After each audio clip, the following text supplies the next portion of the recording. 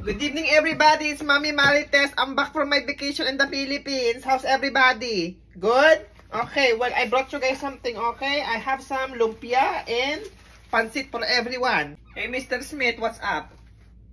You're scared of the kids in your bathroom? But you're not scared to refuse your medication when I give it to you. Go back to sleep. Hey, Mr. Smith, take your medication. Ay, Mr. Smith, don't throw that on me. I'm telling you, this is more stronger than that, My dear, what level are you in Candy Crush? Can you help me get out of this level? Here.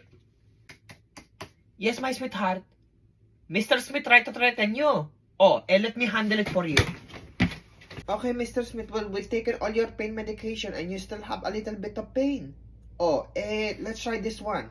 Vicks Vapor Rub. Have you ever tried this before?